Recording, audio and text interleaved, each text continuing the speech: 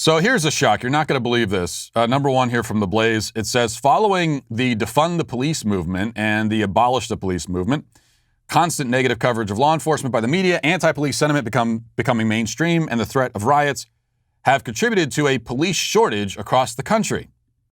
The Philadelphia Police Department currently has 268 vacancies and is expecting even more shortages in the near future. Neighboring New Jersey is facing a recruiting crisis, according to Pat Colligan, president of the New Jersey State Policemen's Benevolent Association. Colligan said that recent notorious police-involved deaths of citizens such as George Floyd, Tamir Rice, and Breonna Taylor have impacted recruiting efforts.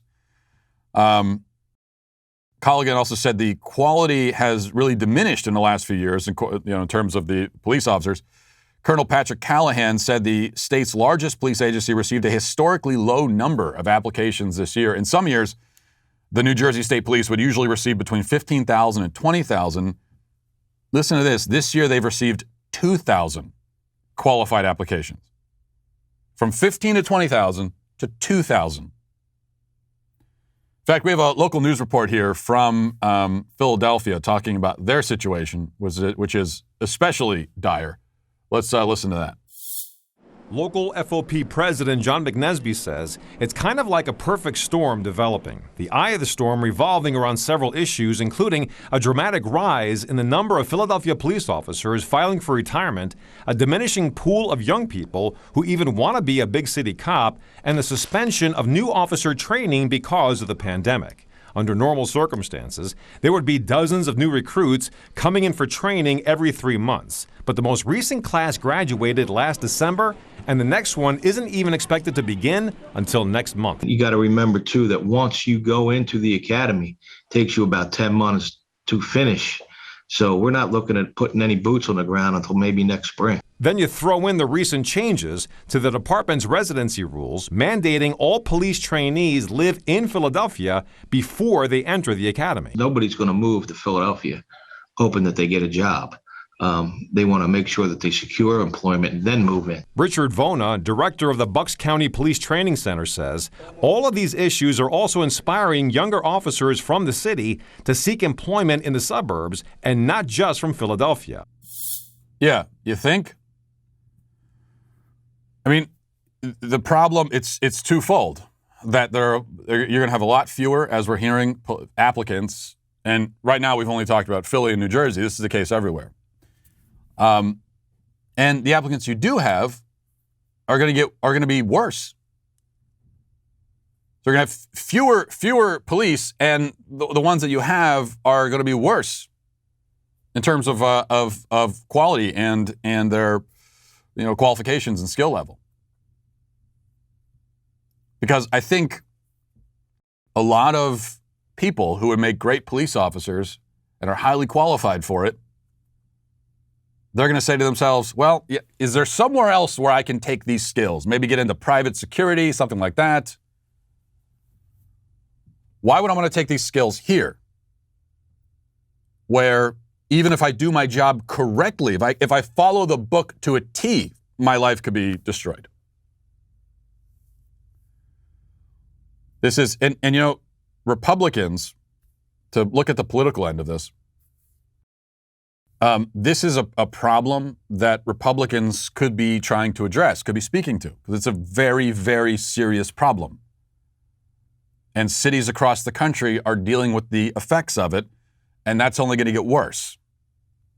Because it turns out that, you despite what the abolish the police idiots have to say, and of course the people, the most prominent cheerleaders of that movement, members of the squad and so forth, they're all well off. They're doing perfectly fine. They're in safe neighborhoods. They've got security. They've got all that kind of stuff. When they go to their job, they're surrounded by armed men protecting them. But just the average people, your average American living in a city, they're going to feel the effects of that, because it turns out you need police officers. You do. If you have laws, then you need people to enforce them. And right now, the people who are making the laws are doing everything they can to undermine and attack the people tasked with enforcing the laws that they made. Just think about that for a second.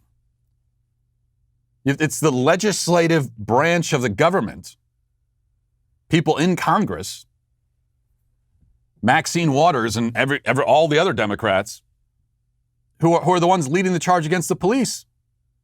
But they're also the ones making the laws that the police have to enforce. So that's what's going to happen. You're going to have more and more people say, of course, what's the point? Why do I want to get into this line of work? And Republicans. So Republicans, they could be speaking to this. But instead, you have Republicans lining up behind, we need police reform. That's what we need. You now have Republicans talking about ending qualified immunity. This is becoming a popular talking point, obviously on the left, but even on the right. And so what does that mean? You end qualified immunity. I'll tell you that. You get rid of qualified immunity and we're not going to have any cops. All the cops are leaving. Because what that means is that if you're a cop, every person you try to arrest, anyone you have to tackle to the ground in the process of trying to arrest them, they can sue you now. They can sue you personally. Every single person you encounter, try to arrest them. Maybe you put the handcuffs on, it makes their wrists a little sore. Now they can sue you. They can sue you personally. So if you want a recipe for having zero cops, that's the way to do it. And of course, idiot Republicans, they, rather than addressing that issue, we need police reform. No, police reform is not what we need right now. That's not the problem. There's a lot of reform needed in our cities, and it's not to the police first and foremost. Listen, hit that subscribe button right now. Do it right now. I thank you for your compliance. It is somewhat appreciated.